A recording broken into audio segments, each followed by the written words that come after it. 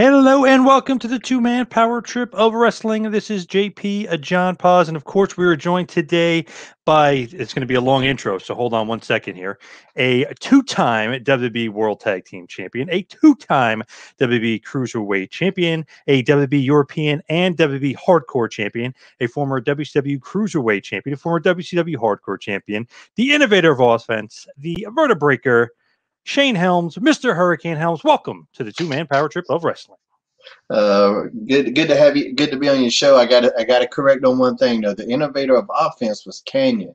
Yes, but you kind of. I was the sensation of innovation. Yes, true. That's what they called me there. And yes, that's true. Yep, you're right. That was one of the things that made me and Kane such great friends. That little friendly competition we had. Yes, and so funny too because I wrote that note that you and Canyon were basically the innovators of offense in WCW, but you really the sensation of innovation is really the technical name. But man, is it just because is it something to do with the water down there in WCW? You guys were like not only innovative, where you see crazy moves, but they were awesome moves that were effective and using psychology. So, what made you and Canyon kind of kindred spirits in that way? I mean, that was just my mindset. I've always been a creative guy, and I carried that on through the indies. I mean, I started wrestling in 1991, so even by the time I got to WCW, I'd already created quite a handful of new moves anyway. And that was, like I said, that's just one of the things that kind of brought me and Kane together when we first became friends. It was like, well, you made that? Oh, yeah, well, I made this. And then you made that, and I made this. And and it was one of the things I respected about him before I even knew him as a person. One of the things I respected about him as a performer. To this day, is something I respect. If I see somebody going out there and they're consistently creating new stuff, it's just something that catches my eye. So what have you been up to lately? I know you got the podcast, you got so much going on, but what have you been up to? Well, I mean, if you're referring to the COVID era, my ass has been staying home. There's been a lot of staying at home. I did basically one appearance, which is about 2 weeks ago, and that's the first thing I've did since. I got furloughed from WWE in April. It's the first thing, so that's the first thing. And I hadn't left my house maybe a month before that. But there's about four weeks, maybe 5 weeks when I hadn't done anything anyway. So when the furlough happened, I was not very surprised. It's like just common sense. Like, they're not going to pay me to sit at home forever. Yeah.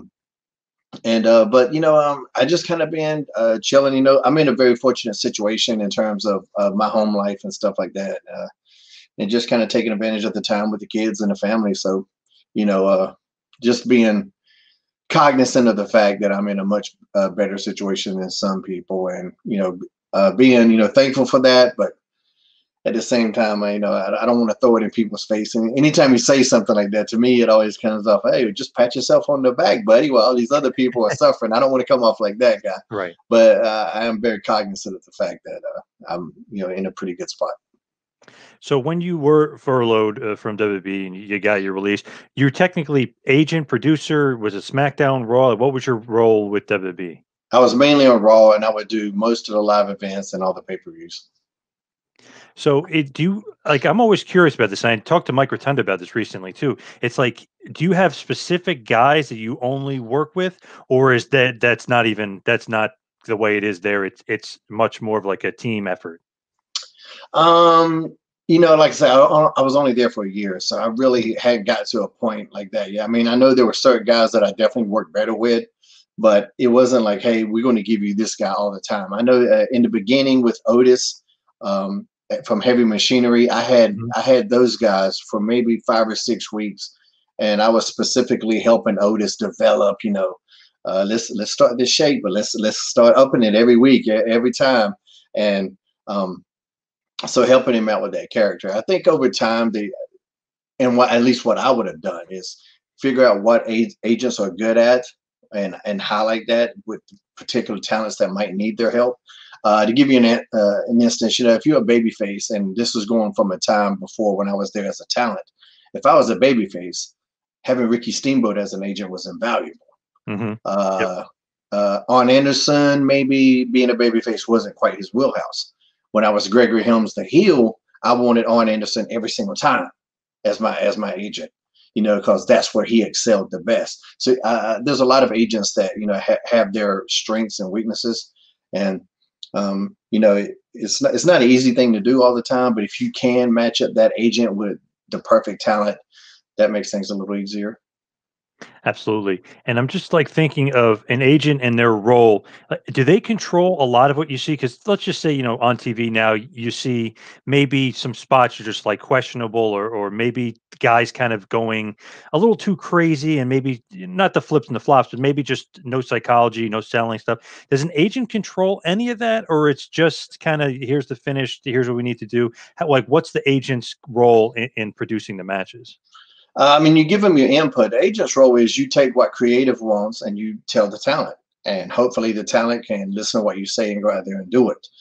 And it's a thankless job, because if the talent goes out there and kill it, they get all the credit. If the talent goes out there and it's rotten, the agent catches all the heat. So it's a really difficult position to maintain from a mental standpoint, and how some of the long-term guys didn't just snap is just beyond me. That really depends on the talent. Going back to your question, there are some guys that you really don't have to micromanage at all. There are some talent that you do need to micromanage. It just depends on the specific talent, because there are some people you can say, hey, this is what we want. They got it right away and they can go out and knock it out of the park. Some people, especially with younger talent, it's like, why would I do this? Why would I do that? And you got to kind of coach them and get them there.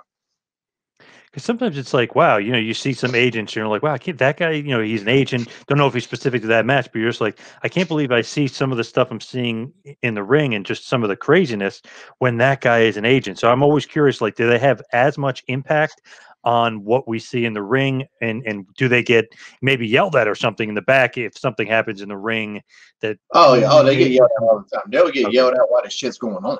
You'll get yelled out. You'll get yelled out while it's happening. And then when the talent comes back, everybody acts like everything's okay. Oh yeah, that was great. And I've seen that happen, not just in WWE. I've seen it happen in other companies as well. It's just it's a weird thing, It's like I say, it's a hard job to manage. But it just goes with the talent, because sometimes there are talent that'll say, yeah, I got it. I'll do that. And then they go out there and they do something completely different. And you're on that headset going, what in the fuck is going on? What is happening here? And you're helpless in those moments, But for me, that was very few and far between. Everybody I worked with up there was, very cordial. And two, I came from, I had a really good run there in WWE. So a lot of the talent I work with trusted me and trusted my input. So I don't have any really bad stories. Do you sit with Vince? You always see that on the on the videos and the behind the scenes stuff. Like, some of the agents sit with Vince. Is that every agent during their specific match, or that's only the head agent, maybe Johnny Ace or whoever is the head agent of that night? No, you got Vince has his own monitor, and then there's a couple other monitors that you can't really see him. He's out of your peripheral. He's to the right, and you can see the back of his monitor. He's on the other side watching. I think Vince kind of wants to see it just himself. Okay. So who's ever sitting next to him isn't the agent of the match. It's no. Sometimes that was just the head of the show. Like for Raw, Paul Heyman would be beside him a lot. And that's generally who it was. Whoever was the head writer or head of creative was there beside him. What's Vince like? I mean, you've obviously been a longtime wrestler for Vince, and then he said for an agent for a year. What's he like behind the scenes? Any different when you're an agent and when you're a wrestler? Not too much. He's about the same. I think the way he handles talent, as far as the wrestlers, is a little bit different than the way he handles producers. And what he expects from them is different. As a talent, he wants you to stand up for yourself. He's looking for leaders in that aspect. Being an agent, you're more of a yes man to a degree. And so sometimes, and this might not have helped me, maybe it did, maybe it didn't, I might have been too vocal about things. But it's just a learning process. But as far as Vince goes, Vince to me has always been straight up. I never got a sideways answer from him in any regard. And even since I got furloughed, I've had a couple of text conversations with him, and he's the boss, and like any job, when the work's going good, the boss is happy, you're happy. If the job isn't going good and the boss is upset, that could make the relationship a little stressful. But it just depends on how the work goes. I mean, anytime somebody's saying something bad about Vince, it's because they either got fired or they didn't like their experience there. Right. If they had a great time there, they speak great of him. And to me, I'm like, yeah, that's like every job. You know, like that's every job. You know, Yep. if you enjoy your job and you know you're having a good time, you'll like that boss. It could be a great job, but if you don't like it, you can find reasons to hate anybody. Yeah, it's true. You don't hear like the longtime employees, you know, even Jerry Briscoe or Gurria or something. You don't hear them ripping on Vince ever. You know what I No. mean? They have. Yeah, I mean, like the day, I mean, as soon as I got furloughed, I was like, yeah, I mean, I get it. You know, I wouldn't pay my ass to sit at home either. You know, Yep. uh, So was there official like release after the no, furlough? I was never, because I had a talent contract and I was actually in transition to be an employee. So I wasn't even a full-time employee yet. So that was just kind of unfortunate timing. Like, had I been an employee already, I might not even got furloughed. But because I was in that transition phase where this guy's not even an employee yet, and of course the idea is to bring me back. So it's just, you know, one of those things. Were you going to be an on-screen talent before you kind of became a producer? Were they going to use you as a wrestler? Or were they going to use you as a manager? No, just the contract was kind of the same. It was kind of the same thing as what I had before. You know, and so, you know, then they came out with the action figures of me. You know, the elite gimmick here. Oh yeah, So, awesome figure. Yeah. so I don't know if the other guys had the same type of contract I had, or if there was something different because of that. Because, you know, they brought a group of us in at the same time, and I was the only one that ended up with an action figure or something like that. So I don't know if it was exactly the same. I don't see how it could have been, but because I mean, I had a pre-existing character and merchandising deal with WWE, so it was just I had to go from one contract to another, and during that time is when the furlough happened. So I definitely want to get into WCW because I'm a huge WCW mark, but I do want to kind of get into the Hurricane. You're mentioning that figure. It's almost like the perfect character, like to me, of a WWE guy. They look at him like, wow, looks like a comic book character. He's obviously, he can work in the ring, he can talk, he's funny, he can connect with the crowd, but they can make his action figure, they can make the mask, they can make the cape. I mean, how did the Hurricane character come about? Because originally, were you going to be Greg Helms? Or were you going to be Hollywood Helms? You were going to be something else, right before you became the Hurricane. Yeah, so I mean, I was Sugar Shane, of course, in WCW, and I mean, I was never a comedy guy at all. You know, I mean, we kind of dabbled in it a little bit with 3 Count, but it was still one of those things where it was very subtle, you know, and so that was just kind of my like dipping my toes in the water in terms of being a character, because before that, you know, I was a wrestler and I grew up wanting to just be a wrestler. A wrestler's wrestler. I'm an NWA kid. You know, I didn't grow up in the WWF world where everybody had an occupation. You had a plumber, a hockey player, and all that type of stuff. That's not what I came up on. And I have a good amateur background. I was 7 years as an amateur. So that's the type of wrestling I wanted to do. And you saw that with Sugar Shane, especially once I got away from 3 Count. You saw the real Shane Helms that existed in the indies before WCW. That was me coming, you know, back to doing what I wanted to do. And you saw it when I turned heel as Gregory Helms too. You saw that. Yep. But then I get to WWE, WWF at the time. I can't be Shane because of Shane McMahon, which I understand. There was never any heat, although, you know, I think some wrestling fans feel like there should be, but to me, there's not. It's one thing you learn when you're a writer, and I've taken several writing courses, just finished one recently. You don't want to have characters of the same name. You know, in books, it's even more confusing. In TV, sometimes you can get away with it if you got a Chris Jericho and a Chris Benoit, but they refer to them as Jericho and Benoit almost 99% of the time. You know, very rarely was it just, hey, Chris.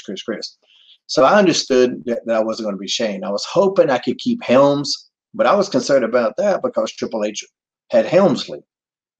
But he was at that point, he was legit Triple H. Nobody referred to him as Hunter S. Helmsley anymore. So I was able to keep Helms, and they wanted to call me by my shoot first name, which is Gregory. I wasn't a big fan of that. I've never gone by Gregory, and there was no hook to it. At that time, coming into WWE, what a lot of fans don't realize is that the WWE audience in certain parts of the country had no clue who the WCW guys were. They just didn't know. Maybe if you were at the top of that WCW card, but I was not. at the top of that WCW card. Right. And I knew that. And they did have an idea to call me Hollywood Helms. And that was kind of more because of what they saw with the Sugar Shane character when I would come out with the Nitro Girls, which we called the Sugar Babies at the time. Oh, you yeah. know, I would kind of dance on the ramp, then go down there, a little flamboyant with it. And so they were wanting to play off of that. And but I just heard Hollywood, and I was just mean to me going, well, I mean, Hulk Hogan was just Hollywood Hogan, you know. I don't want. Yeah. I mean, there's some gigantic shoes to fill, and he really killed as Hollywood Hogan. That was huge. I'm like, and two, I just kind of thought of, you know, like nothing about. I'm very aware of how crazy my accent sounds, and it doesn't sound like anything when you think of Hollywood. You know, just to me, I just wasn't on board for it, and I asked him, could I try to figure out something else? But they called me Gregory Helms the first night. I was on a plane ride home, writing down every name I almost used in the Indies, all these other names I could have thought about. And I was the Hurricane Kid briefly, maybe in 1992, maybe 93. I forget what year it was. But so I went back to him next week, and I got to the building early before the production meeting started, before catering, anything had opened. I got there that early, and I saw Stephanie McMahon coming in.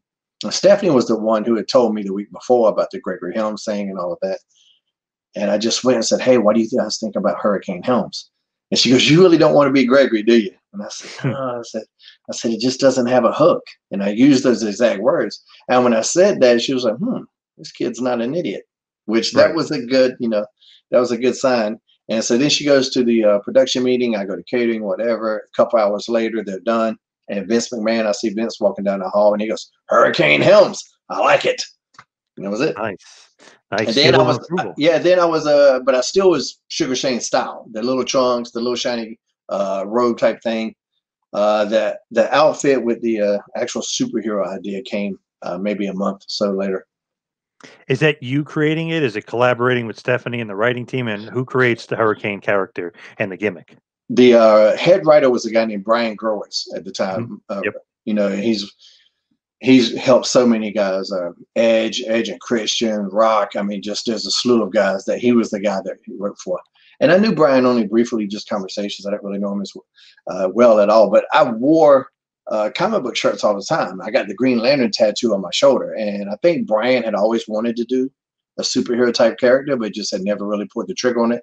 You know, I don't know if he was there during the Blue Blazer era or not. I think that was even before him. You know, and the Blue Blazer kind of dabbled on it, but it wasn't full force that this guy's a superhero. You know what I'm saying? Yep. But and I'm not even sure that that's the way they were going to go with me at first. But Stephanie, you know, Brian pitched the idea. Stephanie came to me again, and it developed over a couple of weeks because I was in the Alliance.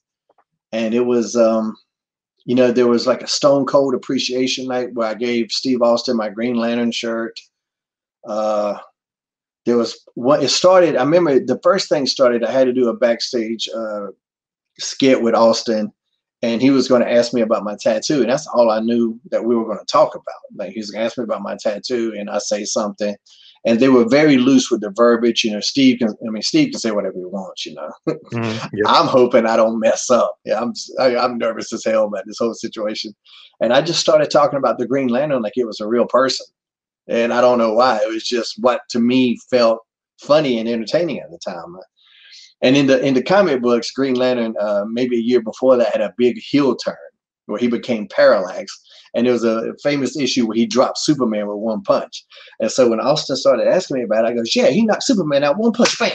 And I don't know why I talk like that. Yeah, I don't, you know, no superhero talk like the Hurricane talked, but it's just the way it came out. And Deborah was in the room, and Deborah started laughing, and Steve's like looking at her, and he's playing off her, and it just worked. And so I had a couple of weeks where I would do stuff like that where they were like, yeah, just doing your promo, but then go off into some comic book stuff. And that would kind of be the general direction. So I know there's one, too, I was talking about Michael Cole, and I was like, that reminds me of the time that the Green Lantern, and I don't even know what the hell I said, but it was just me throwing out random comic book stuff. And they really liked it. And then Stephanie come up to me one week and go, we're thinking about making you a superhero. And I remember going, yeah. And she goes, yeah, like with a cape and a mask and everything. What do you think about that? And keep in mind, I had the little trunks on at the time, like these little small ass Randy Orton type trunks. And I'm going, I was like, well, I'm basically in my underwear now. So whatever y'all want, I'll give it a shot. And that was it. The next week I came out in the Grand Rapids, Michigan was the town. I do remember that. I won the European title in the debut of the Hurricane. But that was, you know, nobody understands just what I went through when I put that outfit on for the first time. And I was walking down that hall, and you could see all the guys looking at me, and some of them are like, what the fuck is this guy doing? You know, even my friends were like, wow, man, you know, they're encouraging, but nobody knew if it was going to work, you know. And that was a lonely night that night, you know, but it went out, you know, everything kind of worked. And just over the weeks, as the fans took to it more and more, and they took to it because they could tell I was committed. That was the key. I knew that from 3 count. You know, 3 count worked because I was committed to me singing and dancing. I didn't want anybody to think I was laughing at the gimmick. When I was in 3 count, I was committed to it. I was dancing my ass off trying to sing. I can't sing. I could dance a little bit, but I would intentionally not be good sometimes. But I didn't want to give off that I was doing it on purpose. I would try to let them know that I was trying to be good. And the Hurricane was the same thing. You know, I had to believe in the gimmick to make the fans believe. So who's coming up with, you know, stand back, there's a hurricane coming through, and, you know, catchphrases and things like that? Like, are they trusting in you, or you're collaborating still, or it's like they kind of go to you? It's like, okay, you're the character, you're the Hurricane. What do you got? It was a lot of collaboration, but I would just say stuff, and if people popped, I kept it. Like I would do the, you know, what's up with that? Like, I don't know why I said that for the first time, but I did, and everybody laughed. Like, oh, okay, might need to keep that. And then the first time I did "There's a Hurricane Coming Through" was actually, I said, "Excuse me." It was there was something. It was like Matt. I think Matt and Jeff and Lita were talking to Kurt Angle, and I came through the in catering, and I come through, and this is a skit backstage, and I was like, "Excuse me, there's a hurricane coming through."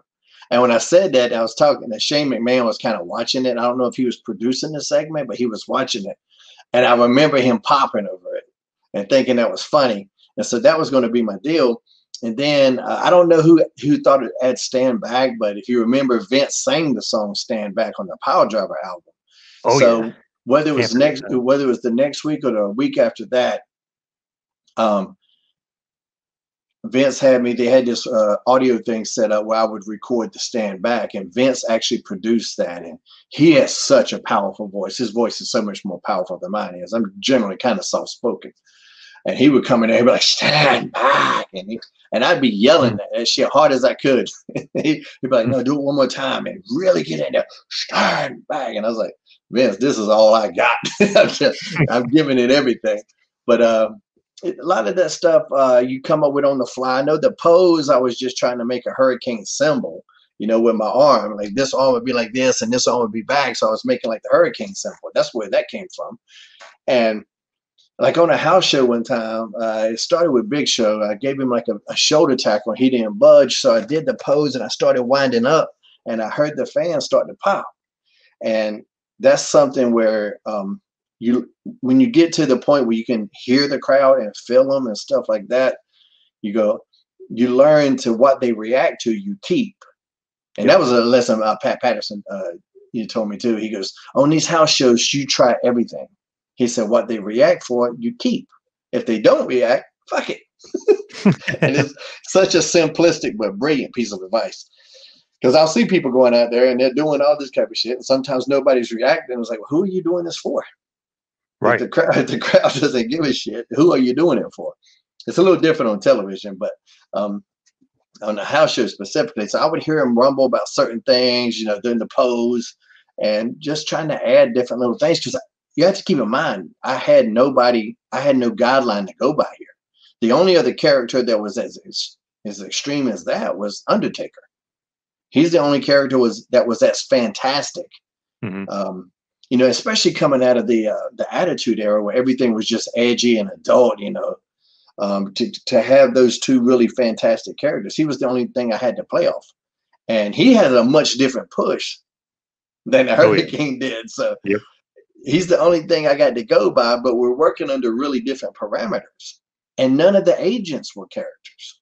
So the agents didn't really have any good advice. Sometimes they had the worst advice for me.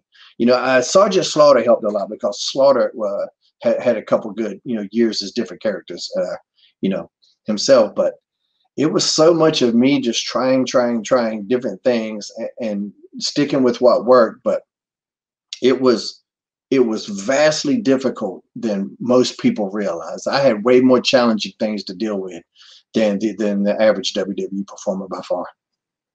So when you're, kind of coming up with the concept and the character, and they're on board with it, who's like the character's colors, for instance, that's just going to be Green Lantern. That's automatically going to be green. The mask, who's kind of thinking of the mask, the cape, the colors, all that stuff. Well, I was just going to pattern it after the Green Lantern because I had been talking about that on television since I had the tattoo. I was like, yeah, the Green Lantern was my hero. And then my hero became Steve Austin. Well, I can't use Steve Austin colors because they're just black. So there's not a lot to choose from there. So I just kind of stuck with that just for the consistency of that story. There's a ton of superheroes that I love. The Green Lantern's not my number one. Shocker to any fan that might be disappointed by that. But just for the consistency of that story, I stuck with the green. They brought me a really cheap mask the first night. It was a Lone Ranger mask from Party City. It was a piece of shit. And I was just going, wow. And that was the first like creative conversation I ever had with Vince. I went to him and I was like, I don't think this mask is going to work. You got to wait to pick your spot with Vince too, because there's 8 million people trying to talk to him during the day. And I got to go to him and complain about my mask on the night I'm going to debut. So I'm all fucking pins and needles nervous about it. And I go to him, I was like, I don't think this mask is going to work. And he immediately thinks I'm not into the gimmick. He goes, well, why, you don't want to wear a mask? And I could detect that in his tone. I was like, no, I just don't want to wear this mask. Like, this is going to fall off in 10 seconds and it's going to look like I'm not committed. I was like, and I have to be committed to this. And so then that put him at ease. He's like, okay. He goes, so what about makeup? And this is the best part. It's one of my favorite Vince stories ever. I go, like the Road Warriors? He goes, like the Ultimate Warrior. I was going, okay, the fucking Ultimate Warrior then, And I go, yes, I can do that. So is there somebody that can do it for me? And he told me he goes, yeah, go to Jan, the makeup lady. I tell her, I want you in a superhero type hurricane makeup. And I go, okay, and I'm walking away going, what the fuck does that mean, superhero type hurricane makeup? No superheroes wear makeup. What's he talking about? But I go to her and I was like, just kind of like a mask. And I said, this is the mask they had. This thing sucks. And so Jan just kind of did, like, she'll put like little swirls on the makeup and it made it look like something. It was better than nothing. And that's what I did on TV for a couple weeks until I got the leather mask. But when I had the makeup on, at TV, it would look great because Jan would do it. Jan actually works for AEW now, and it would look fantastic. On the house shows, I'd have to do it by myself, and it looked like a child did it, which kind of sort of did. It's kind of sort of exactly what the fuck was happening. But and then like I wanted the mask. I did want a leather like Batman looking mask. And Terry, the seamstress Terry Anderson, who still works for WWE, she's the one that hooked me up with that guy. And we kind of did the straps in the back like Vader. I wanted that. And so that's where that kind of style of mask came from. Because I wanted to cut my hair. I still had long hair at the time. And with the mask, I didn't want to be Kane. So I didn't want to have that look of Kane. So I would still keep the ponytail. But then like with the Velcro straps and all the leather, like my hair was just getting ripped to shreds all the time. And so that's when I ended up going to the green hair. And like at first it was just like little green tips. I just wanted to add something to it because it was just kind of bland. And then we just went full blown bright green. But at that time they kind of just let a lot of the talents work on their own look, unless it was something that the company wanted. They kind of gave me some freedom. I think they could tell I was invested in this character, and they could tell that I liked it, and they could tell I knew about the comic world. So why have somebody that doesn't know shit about comics come and give me advice on what a superhero looks like? I love that he can't say he's Road Warrior. It's got to be his creation of the Ultimate Warrior. That's who he wants you to look like. It is awesome. Yeah, that's what popped me to this day. That was in damn 2001, and I can still remember that to this day. Love that. What a nut. I love it. He's crazy. Like the Ultimate Warrior. And I was like, oh, all right, calm down. Now, who is the See, number if I one? would have said Legion of Doom, I told Tommy that story. Tommy goes, "You just said Legion of Doom." I go, oh yeah, true. If I'd have said Legion of Doom, I could have got away with it. Yeah, see, he only likes his own creations. Apparently, you can't say somebody else. So, who's your number one? That you said Green Lantern isn't. I'm shocked by that. Who's Black Adam. Oh, Black Adam's my favorite comic character of all time, and it's such a weird twist of cosmic fate that my nemesis, The Rock, is going to be Black Adam, and he's going to be perfect for it. I'm so excited for that. Yeah, that's pretty cool. What do you think about when you started feuding with The Rock? I just always remember you going for that choke slam. It's just, I don't know, it's just so funny, like on a bigger guy. I love that. Or, when you had two bigger guys, what was it? Austin? Yeah. Was it Austin and Perfect? I'm trying to remember who the two, or no, Austin Triple H. Yeah. Wasn't it? You had them both. Yeah. I don't know. I always love that because it's so funny. So what about The Rock and kind of feuding with him and going through that, because you do end up getting a pinfall victory over The Rock. Yeah, I mean, I just felt that kid needed a rub. I saw a bright future for him, and I was just trying to help him out. That's just it. Yeah. That was just an organic thing. The first backstage skit we did was in Toronto, and that was all it was ever going to be, was that first night. And it just that skit went so well, that backstage promo with us, and then there was a battle royal later that night too. And The Rock's in there giving a smackdown to this guy, giving a smackdown to that guy. And then he comes to get me, and I block it and start firing back. And you can just feel it. The crowd just come. Oh, shit. Like, it was one of those very organic things.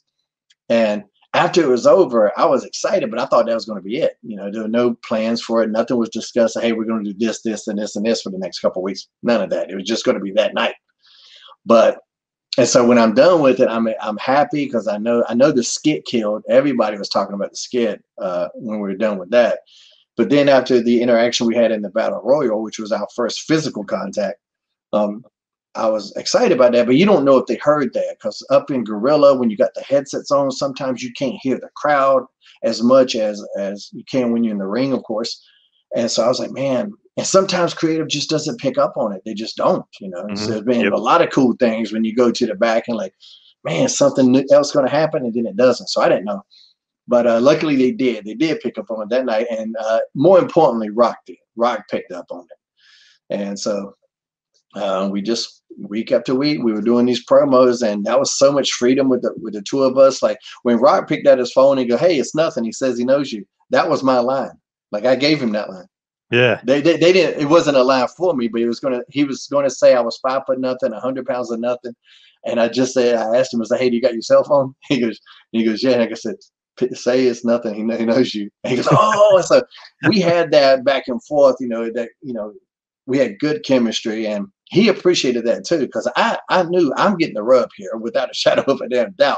So I don't care who comes up with the line. I don't care who says the line. I want these segments to kill. If they kill, it's going to make us both look good. Absolutely.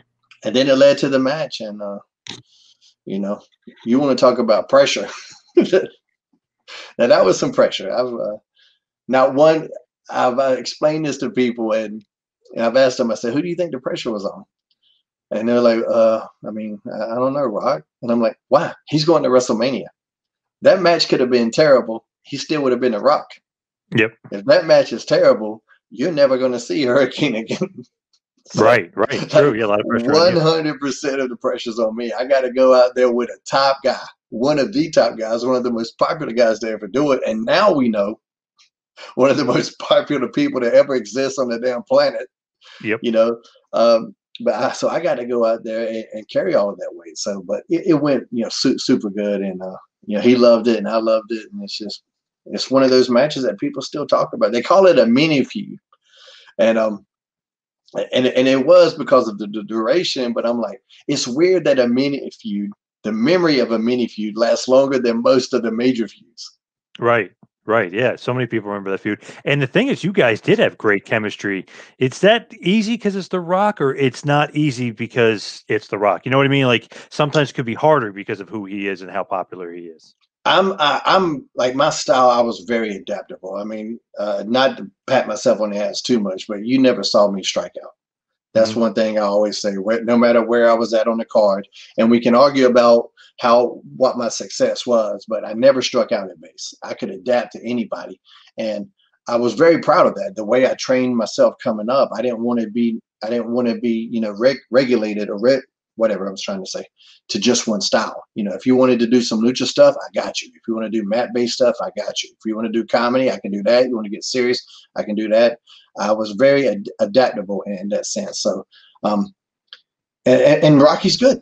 I mean, that's the thing. If you got two talented people in there, it's a little bit easier. That's the thing when we tell everybody our toughest match. Here's a little insider secret for you guys.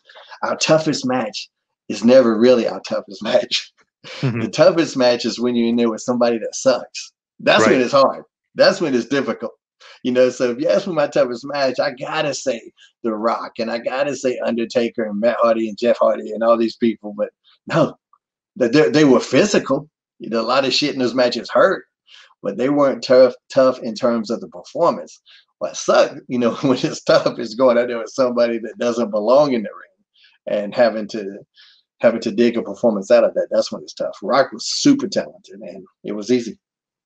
Anybody you can think of, like, you didn't have good chemistry with, that was tough to get a good match out of? I mean, yeah, there was a few, but it was a lot of the guys because they were young at the time. Stuff like that. I remember one time I was in the ring, and John Heidenreich's coming to the ring, and the referee comes over and goes, "You guys got 90 seconds." And I go, "What?" And it was supposed to be like a 5 or 6 minute match, and it's cut to 90 seconds. And I don't know why. I don't know if it was a test to see if I could pull it out or what. And I was just going, "What?" And I got to talk this guy through a 90-second match, which that might seem like a short amount of time unless you're in there with an incredibly powerful human being that is capable of snapping your neck. It can get difficult at times. But on the big stage in the big companies, I don't have any memories of like, oh my God, this is just tough. La Resistance was pretty young when they started. So some of those matches were kind of ugly at times on the house shows. But for the most part, I was very adaptable. And there was, and no matter if I didn't like the creative behind the match, once that camera's on, I'm going to go out there and do my absolute best anyway. I'm not going to go out there and sandbag anybody or anything like that. I don't believe in that. And I've seen people do it, but it's not something I believe in. And as you're kind of going along, you'll have Kane as a tag partner, and you guys will win the tag titles. What was it like, kind of, because as a fan, you never know. It's like, okay, they win tag titles. It means something to you. It probably means nothing to the wrestlers. When they're giving you belts, like you said, you were European champ as Hurricane first night. Did it mean anything winning the belts to the actual guys, to you as the actual wrestler?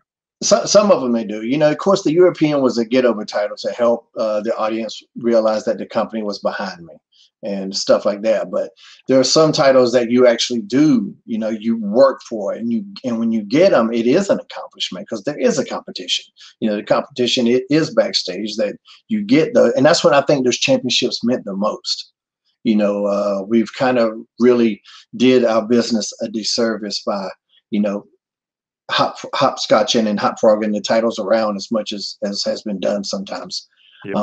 But my favorite actually championship I ever won was me and Rosey, because I don't think it was ever in the plans for us to be the tag team champions.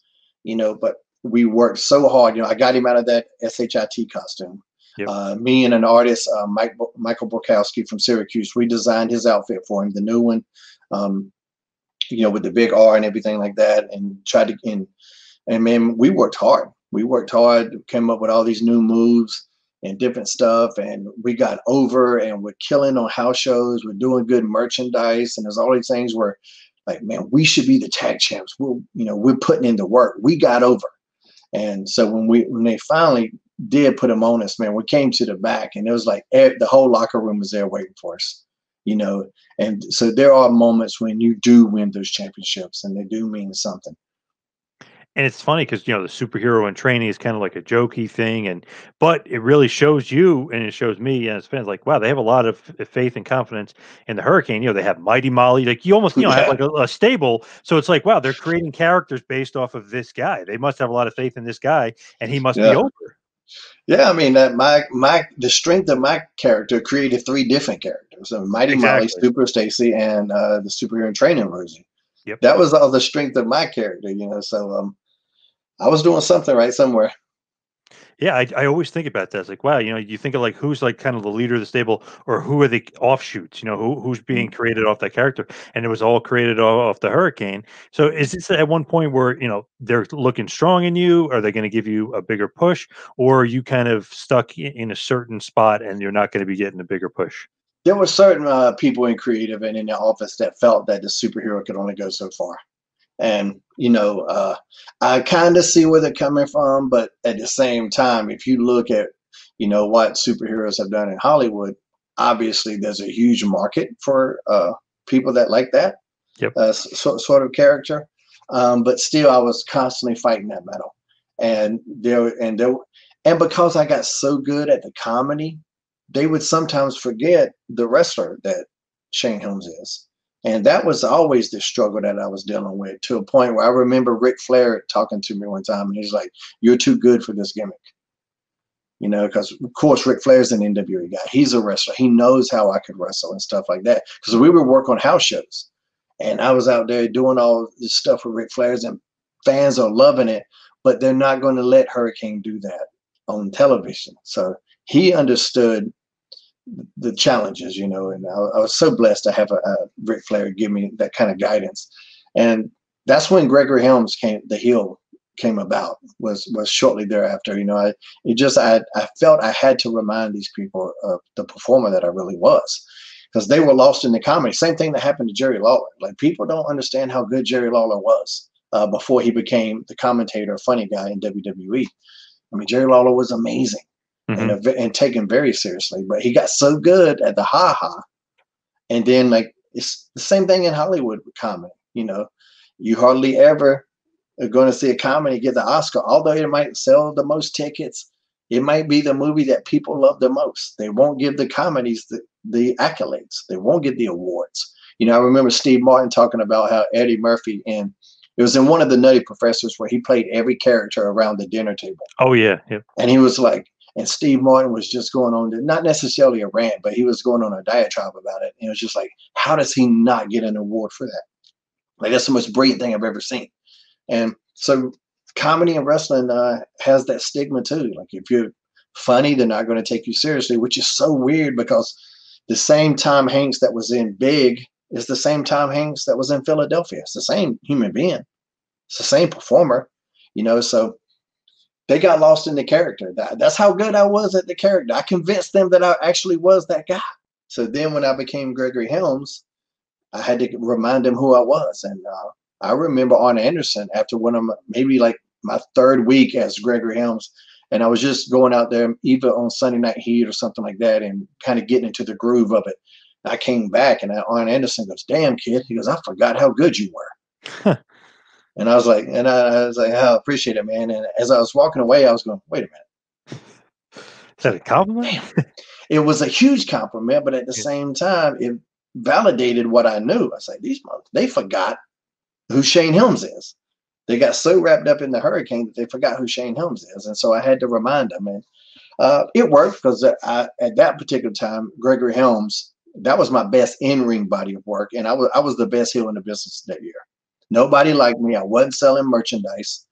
Everybody hated me. I took a beloved character with a very minimal heel turn and made everybody go from loving me to hate me. And those merch sales dropped like a motherfucker. That's the only part that's like it. Because that Gregory Helms merchandise did not fly off the shelf like the Hurricanes did. And but Vince took care of me money wise because of that. He knew what I was trying to do with that character. I wanted to be a legit heel.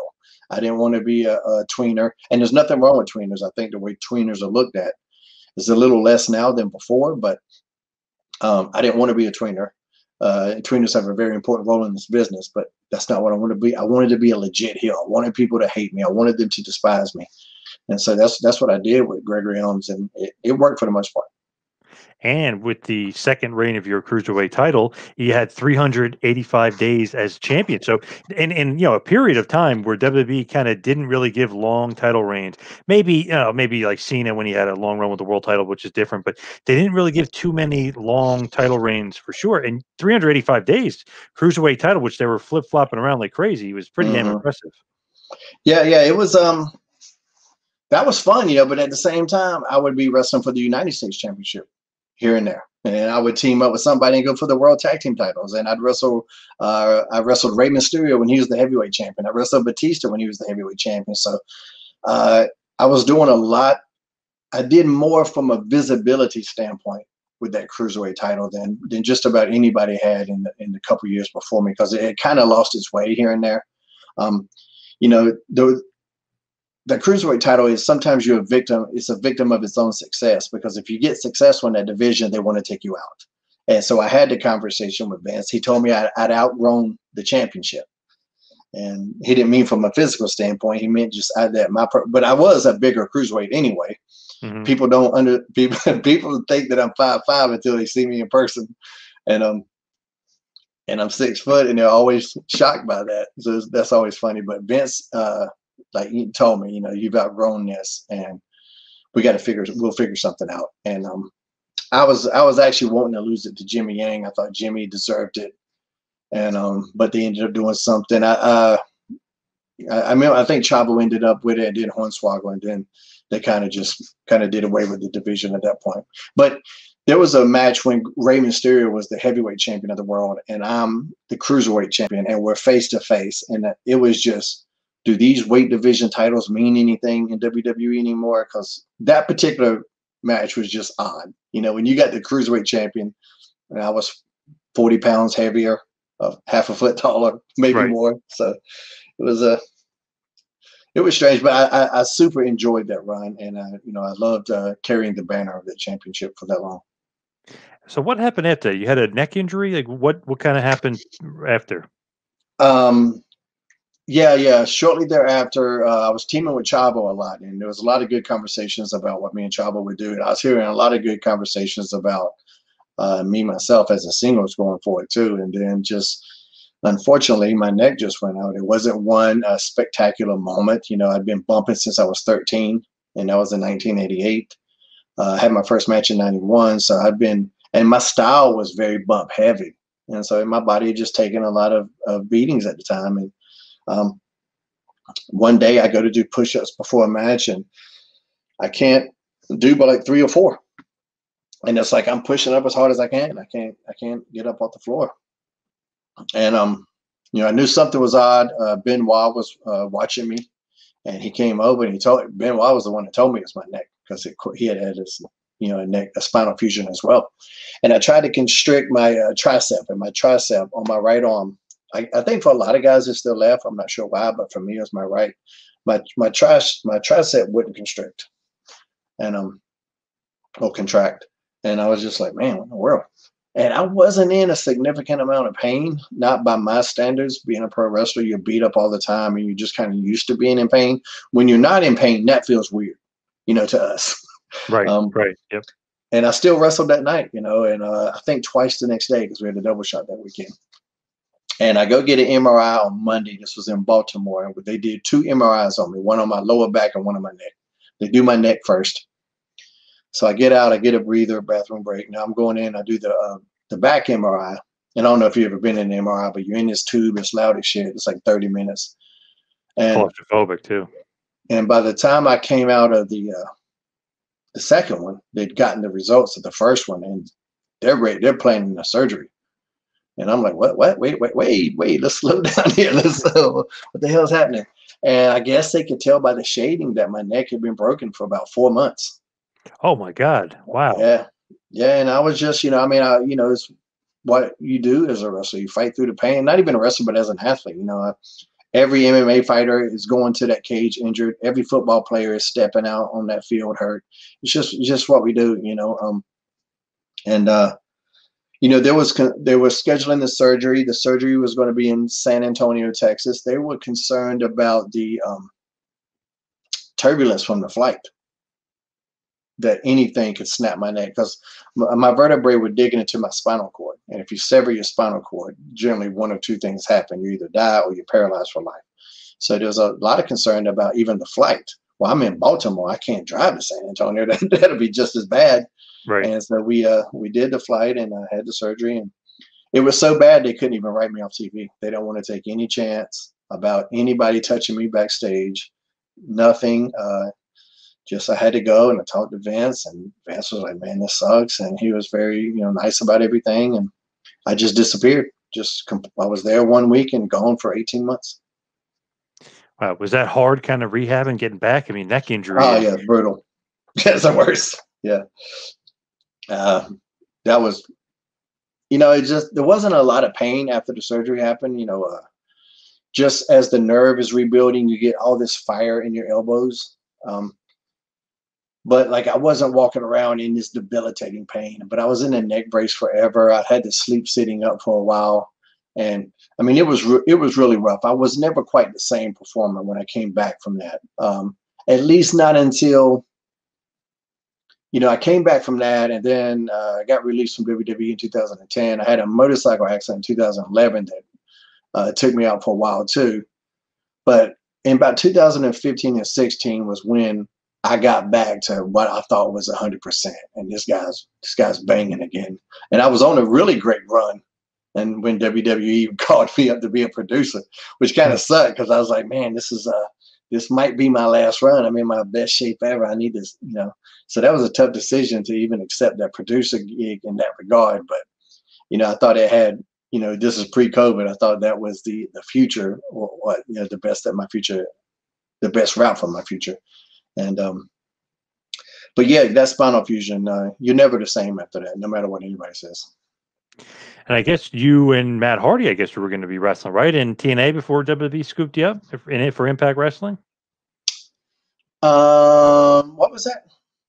Were you and Matt Hardy going to be a team in Impact right before WWE scooped you up? I know you teamed a few times during the Helms dynasty, but then you kind of broke off from them. And I did the Helms dynasty. Now, I don't know if we were ever going to team at all, because I was doing the Helms dynasty. Matt, Jeff had contract problems with the new guys that came in with the Anthem gig. Yep. And when their contracts didn't go through, I caught shrapnel heat. I caught heat just because I was their friend, and that's what ended my relationship with TNA.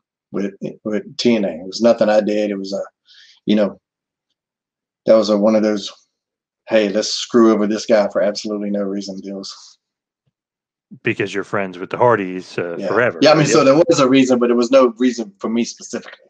Nothing right. Yeah. Little immature on their part, for sure. And the guy that did that isn't there anymore. Okay. I do want to say that. And the people in TNA now, in management now, have a great relationship with. So I do want to, the people that made that decision, or the person that made that decision, is no longer there. Are you working for Impact Wrestling right now? Because I'm pretty sure I saw a picture of you and D'Amore recently. We just had a good meeting, and we worked on something together, and that's kind of under wraps right now. It'll be revealed in a couple of weeks, but I can't give it away right now. All right, cool. That sounds good. Now, as far as kind of you in ring and getting back in ring, I know WWE, you were just an agent producer. Do you want to get back out there and wrestle? Maybe once COVID's over? I do want to have one last little run, whether it's Indies or not, because I didn't have a good goodbye. I wasn't ready to hang it up. And as a matter of fact, when I had my last match in March of April, whatever, of 2019, it snuck up on me because I was just finalizing my indie dates. All the while, I'm still a producer at WWE, but they were very gracious and, let me finish. So it might have been June, maybe May or June of 2019. And it snuck up on me. And I'm like, oh man, this is my last match. And I didn't make, big deal about anything like that. The company was real gracious to me. And I remember the locker room, they all came out to the ring, and big thank you at the end. It was super cool, but I never said retire. I never uttered those words. So there's a couple things I want to do. I think I got a little bit of gas left in the tank. Nothing. I'm not going to go on a 87 country world tour or anything like that, but there's a little left in me. And right now I'm feeling great. I'm blessed and feeling pretty good right now. So we'll see. Nice. Now, I just want to go back to you said mentioned before that Benoit noticed the neck injury. Just want to ask you about Benoit because obviously, what he did was horrific and everything. But you got guys like Jericho and Chavo who were really close with him and saying, he had some issues, this and that, but he was really a great guy. What was kind of your impression with Benoit? Were you guys close at all, friendly at all, or? Yeah, we were super close. I was actually because of the neck injury. We were close because we started working together when I was Gregory Helms. And that just, Chris was that type of guy. If he had good chemistry with you in the ring, that helped the friendship. And he just thought I was funny. I was kind of one of the locker room guys that made everybody laugh and stuff like that. I was one of those guys. I tried to keep the locker room kind of upbeat, and he appreciated that. But when I went out with the neck injury, Benoit would call me as much as anybody, more so than some of the people I thought were going to call me, strangely enough. And I was one of the last people he talked to before his ending there. And it was super tough for me. Super tough for me to wrap I still haven't wrapped my head around it all these years later. Yeah, is that just like absolutely shocking that things went down that way? Obviously, no one sees that coming, but was there any kind of signs or anything? I mean, he seemed no. I No? think once something like that happens, you can look back and I think your mind kind of like, well, he was kind of wild. And there's a lot of people that are wild. A lot of people that say silly shit and stuff like that, but still don't go do that. But Chris was different. He certainly was different, and he certainly had these unique things about him that in retrospect you look back and you go, man, well, that was pretty odd. But I think that's just people kind of highlighting things, your mind playing tricks on you. There was nothing about me that thought he was going to do anything like that. He was definitely odd, definitely unique, but he was also this guy that was super loyal to his friends. Like I said, he would call and check on me all the time, and that's the guy I knew. So, it's shocking. Yeah, of course it was shocking. It was shocking to everybody, but there was nothing, that in our interactions ever that would have in a million years made me think anything like that would have happened. Is it hard to separate the person from the wrestler? Because it's you read the internet like, oh, he stunk as a wrestler, and it's like, nah, he was pretty much top 5 worker. He's pretty much unbelievable. Is it hard for you to kind of separate the wrestler? I don't know who the fuck said he stunk as a wrestler, but that person's an idiot. Oh man, I was reading some Twitter. I was reading some Twitter things, and Colin Delaney told me, "Hey, don't even read these idiots. Ignore these people. Like you got." He was a masterful wrestler, and everybody knows that. Everybody that's not just trying to be a troll or anything like that. But sometimes it is hard to separate. You see that now a lot of time, especially with the political divide in the country. You'll see, hey, this actor leans right or leans left. That doesn't really have any effect on their performance. Kanye West might be a damn lunatic, but he still's got some banger music out there. I'm not gonna not listen to his songs just because he's a maniac. Right. These days, or James Woods might be the creepiest guy on Twitter right now, but he still has some really good performances. So I can definitely separate the guy and the artist and the performance. For sure. Now, I just wanted to ask about WCW just to go back to it because I was such a WCW mark. There was a period of time where the Cruiserweight division was just unbelievable. Then it slowed down for a while. And then I felt when you guys kind of interjected in, the Cruiserweight division was kind of put back on the map. Was that kind of your feeling too? Like, hey, we're going to inject some life into the Cruiserweight division? That's kind of exactly what happened. They wanted to in WCW. They wanted to bring in some American talent because they had a lot of luchadors and they had some talents from Japan. But for the American side, they had like Billy Kidman. That was it. So there was this idea that like, all right, let's bring in some because that WCW Cruiserweight division, and Bischoff talks about this quite a bit on his 83 Weeks podcast, and just how big of a component that was of the success of Nitro was this new thing.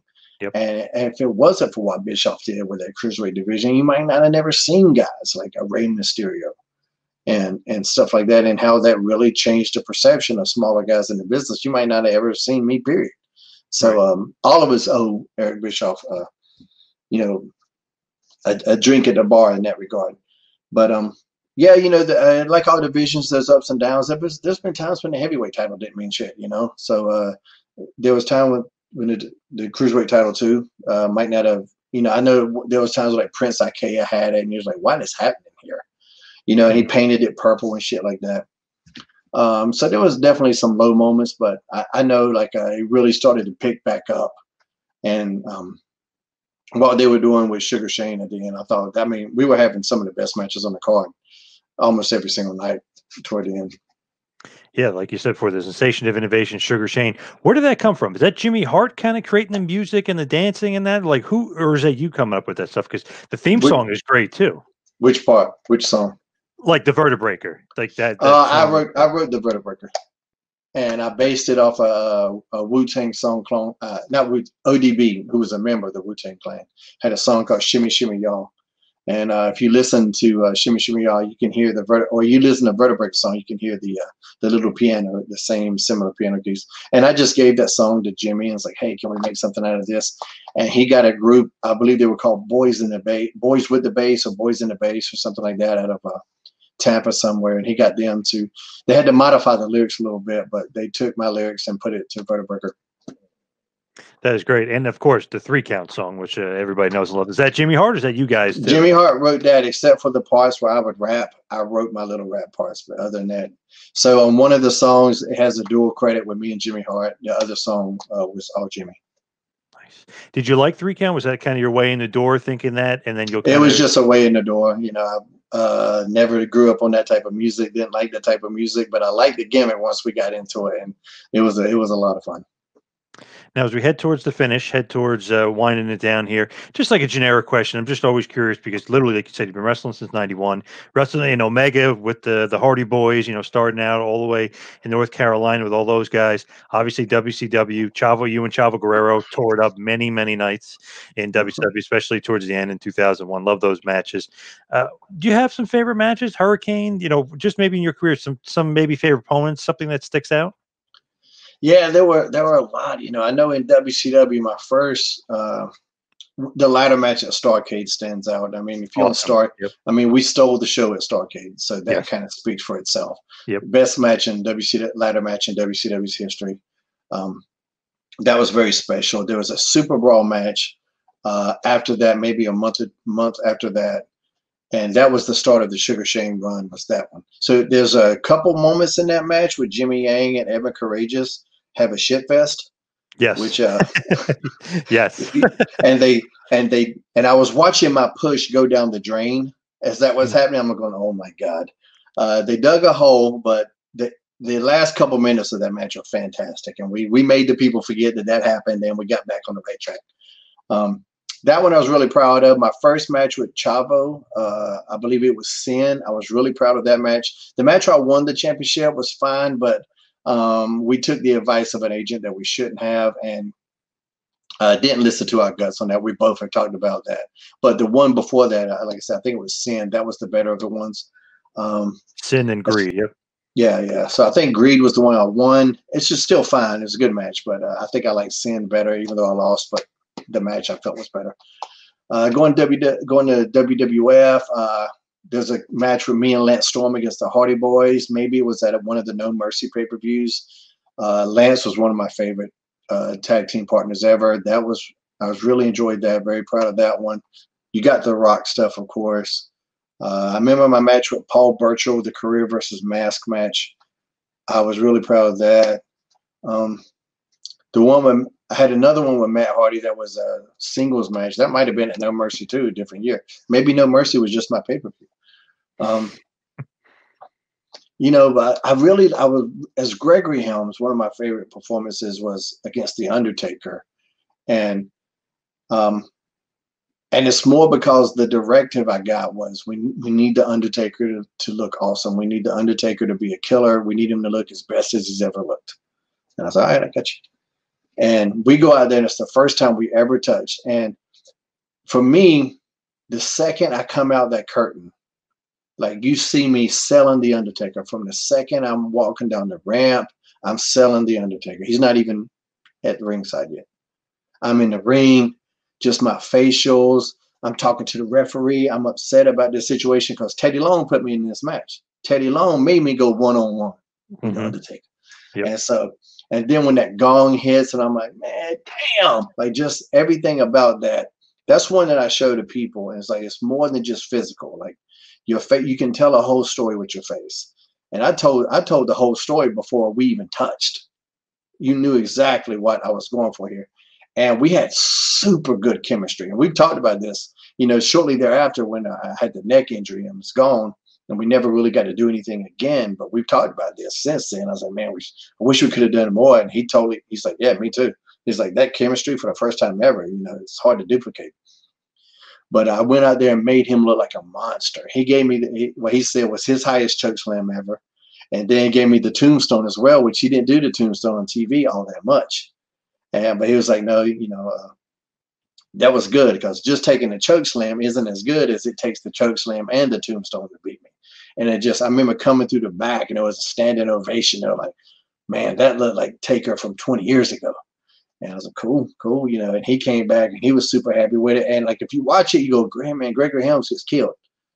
Gregory Helms was supposed to get killed. That was what was supposed to happen. But watch the performance. Right. And so I'm super proud of that one. How is Taker behind the scenes? You always hear locker room leader, most respected guy.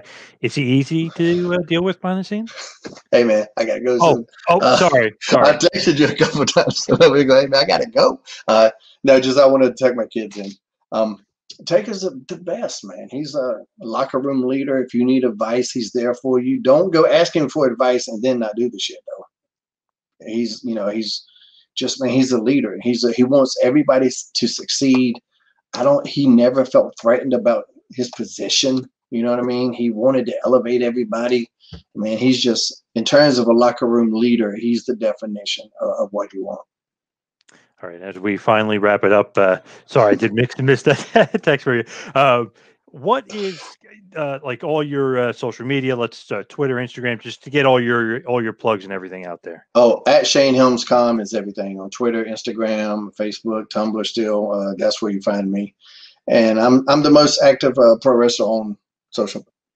Probably overactive if you ask some people, but I was doing it before everybody, and I'll probably be doing it when everybody's gone. Nice. I'll be the last one. I'll be the last one on Twitter. Where are we going to see you next? I can't tell you. That's still under wraps. It'll be announced in a couple of weeks, though. It should be announced. Good stuff. Hurricane Helms, Shane Helms, thank you so much for all the time. Really appreciate it. Oh, man, my pleasure, man. Thanks for having me on your show. Thank you. Thank you for watching the Hannibal TV. Please like this video if you enjoyed it, and click the subscribe button to not miss any of our latest shoot interviews, match videos, or news updates. Support us on patreon.com for $1.99 a month to watch our full shoot interviews ad-free and help our channel grow. Follow us on Twitter at the Hannibal TV for instant updates.